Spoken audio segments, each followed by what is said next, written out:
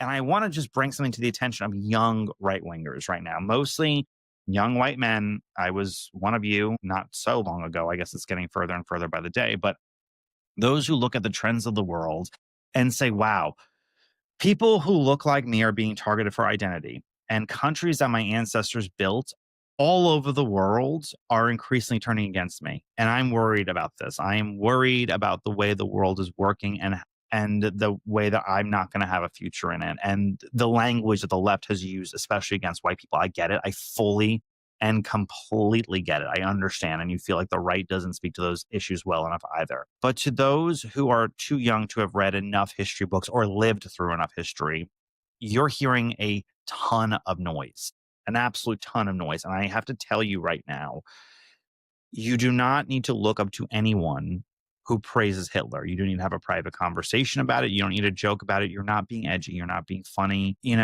Put the Holocaust aside for a second, and it was horrific and dark and terrible. But put that aside for a second. Let's say you are one of these young men who say, wow, the world that my ancestors built is completely gone. And the identity of European Americans, of European people are being wiped away by mass migration, all the rest of it. And you will have data to back it up 100%.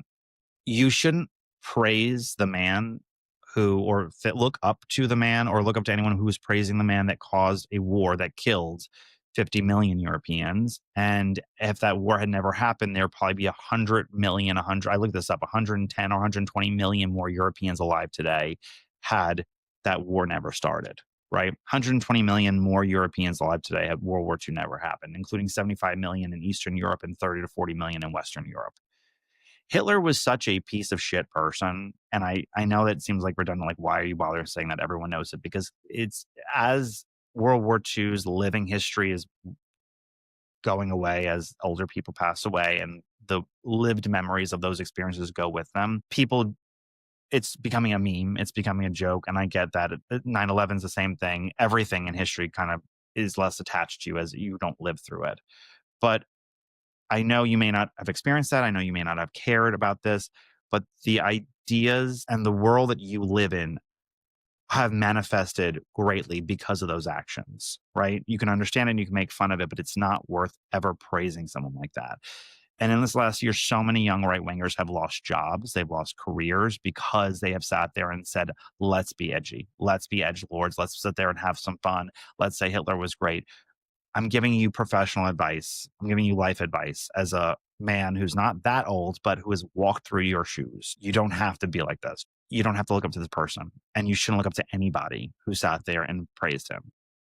They're all grifting. They're all lying to you right now. And they're leading you to profit themselves and harm you because it doesn't matter to them if you do well or not. And that's just the truth of the matter. And I wanted to bring it up. I hate lecture. I'm not trying to lecture anybody. I'm around a lot of younger people a lot through work and through other things. And I always say to myself, as somebody who lived in my early 20s, wanting to work in politics, really ambitious, really hungry for everything. Uh, I see so many people who are in those steps that I was in, who are being told information that will never help them get to a place where I am. Not even a place where I am, but a good job, a stable life, a career. They're turning you into ideas and thoughts that are not helpful for you. And I always look out for especially people who I relate to as far as, they walked in the shoes that I walked in.